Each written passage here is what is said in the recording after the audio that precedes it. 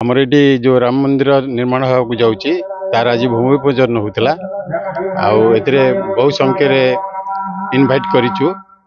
କିଛି ଆସି କିଛି ଚାଲିଗଲେଣି।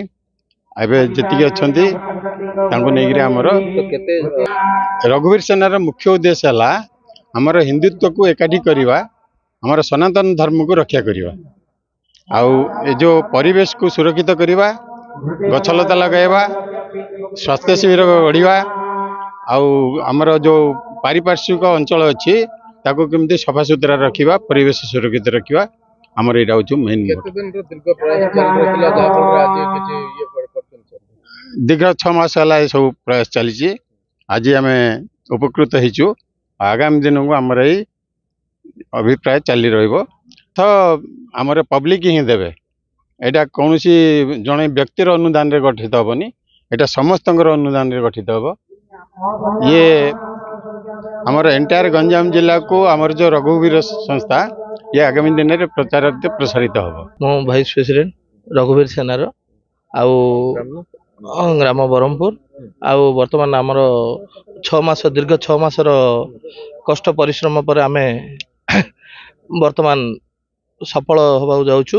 ଆଉ ବର୍ତ୍ତମାନ ଏଇଟା 15,000 ସ୍କୋୟାର ଫୁଟର ଜାଗାରେ ନିର୍ମାଣ କରିବାକୁ ଚାହୁଁଛୁ।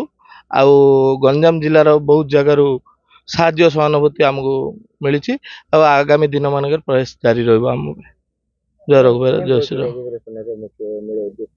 ମୂଳ ଉଦ୍ଦେଶ୍ୟ ହେଉଛି ପରିବେଶ ସୁରକ୍ଷା ଆଉ ବିଭିନ୍ନ ପ୍ରକାର ପାରିପାର୍ଶ୍ୱିକ ସ୍ୱଚ୍ଛତା। ଏ ଉପରେ ଆମର ବହୁତ ସନାତନ ଧର୍ମର ପ୍ରଚାର ପ୍ରସାର ନିମନ୍ତେ ଆମର ଆଗାମୀ ଲକ୍ଷ୍ୟ। କେତେ ଟଙ୍କା ବ୍ୟୟରେ ମନ୍ଦିର ନିର୍ମାଣ ଆମେ ଆଶା କରୁଛୁ ପ୍ରାୟ 3 କୋଟି। ଗଞ୍ଜାମ ଜିଲ୍ଲାର ପ୍ରଥମ ହବା ପାଇଁ ଚେଷ୍ଟା ଜାରି ରହିବ।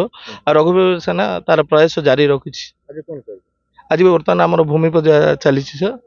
ଆଉ ପରବର୍ତ୍ତୀ ସମୟରେ ଆଗାମୀ ଦିନରେ ପ୍ରୋଗ୍ରାମ ସବୁ ଜାଗା ଆରମ୍ଭ ହେବ ଆଉ ନିର୍ମାଣ କାର୍ଯ୍ୟ ଆରମ୍ଭ ହେବ। ଆଉ ସମସ୍ତଙ୍କୁ ସାହାଯ୍ୟ ସହାନୁଭୂତି ଆପଣମାନଙ୍କ ଦ୍ୱାରା ଠାକୁରଙ୍କ 2-3 ବର୍ଷ ଆଶା କରିଛୁ। ସମ୍ପୂର୍ଣ୍ଣ କରିବା ପାଇଁ 2-3 ବର୍ଷ ଲାଗିବ। ବୃନ୍ଦମାନଙ୍କୁ ଧରି ଗୋଟେ ସଂଗଠନ ହେଇଛି, ଯଦ୍ୱାରା ଆମର ରଘୁବୀର ସେନା ବୋଲି ନାମ ଦିଆଯାଇଛି। ରଘୁବୀର ସେନାର ଯେଉଁଟାକି ଆମର ରଖାହେଇଛି କର୍ମ ଆଉ ଧର୍ମ। ଯେଉଁଟାକି ଧର୍ମ ଆମ ଏଇରେ ଶ୍ରୀରାମ ମନ୍ଦିର ପୂଜନୀୟ ପାଇଁ ପୁରା ଆମର 10 ଖଣ୍ଡ ଗାଁରୁ ଏକଜୁଟ ହେଇଛୁ। ରଘୁବୀର ସେନା ନାଁ ଦେଇଛୁ। ଆଉ ଆମେ ରାଲି ବି କରୁଛୁ, ମନ୍ଦିର ପ୍ରତିମା ବି ଆମେ ବନେଇଛୁ। ତାର ଉପରେ ଆମର ଗୋଟେ ଉଦ୍ଦେଶ୍ୟ ଅଛି, ଯେଉଁଟାକି ଆମ ସନାତନଙ୍କର ସମସ୍ତଙ୍କର ଗୋଟେ ଧର୍ମ କାର୍ଯ୍ୟ ଏକତା କରାହେବ। 2ରେ ଆମର ବୁଦ୍ଧ ଆଶ୍ରମ କରାହେବ, ଗୁରୁକୁଳ କରାହେବ। ଆଉ ପ୍ରତ୍ୟେକ ଆମର ହିନ୍ଦୁତ୍ୱକୁ ଜାଗ୍ରତ କରାହେବ। ଆଉ ଯେତିକି ଆମର ଯେଉଁ ଅଛନ୍ତି ଛୋଟ ପିଲା କୁନି ପିଲା ଯାଉ ସେମାନଙ୍କୁ ଫ୍ରିରେ ଆମର ଗୁରୁକୁଳ କରାହେବ। ଯଦ୍ୱାରା ବେଦ ଜ୍ଞାନ ଶାସ୍ତ୍ର ଯେଉଁ ଆଜିକା ଦିନରେ ଯେଉଁ ଯାହା ପାଖେ ନାହିଁ, ମା ବାପା ହଉ ଗୁରୁ ସ୍କୁଲ ହଉ ଯେଉଁଠି ବି ଆମର ଦେଇପାରୁନେ, ଯାହାଦ୍ୱାରା କି ଆମର ସମସ୍ତଙ୍କୁ ମିଳିତରେ ଗୋଟେ ରଘୁବୀର ସେନା ଗଠନ କରାଯାଇଛି। ଏଥିରେ ଆମର ସମସ୍ତ ପ୍ରେସିଡେଣ୍ଟ, ସେକ୍ରେଟାରୀ, ଜଏଣ୍ଟ ସେକ୍ରେଟାରୀ ସମସ୍ତଙ୍କୁ ରଖାଯାଇଛି। ଆଉ ଆମର 10 ଖଣ୍ଡ ଗାଁର ପୁରା ରଘୁବୀର ସେନା ଆମର ସେନାମାନେ ଅଛନ୍ତି। ରଘୁବୀର ପ୍ରାୟ ମେମ୍ବର ଅଛନ୍ତି 5,000ରୁ ଉର୍ଦ୍ଧ୍ୱ ହେଲେନି। ଆଗାମୀ ଦିନରେ ଆମର ରଘୁବୀର ସେନା ମାନେ ସମସ୍ତେ ମିଳିତ ଆମ ସଂଘ ଗୋଟେ କରାଯାଇଛି, ଯଦ୍ୱାରା କି ଯେଉଁ ଆମର ଗରିବ ଲୋକମାନେ ଅଛନ୍ତି, ଯେଉଁଟାକି ଆମ ସରକାର ବି ସହାୟତା ପହଞ୍ଚି ପାରୁନି ଯେଉଁ ଜାଗାରେ, ସେ ଜାଗାରେ ରଘୁବୀର ସେନା ଯାଇକିରି ସହାୟତା କରିବ।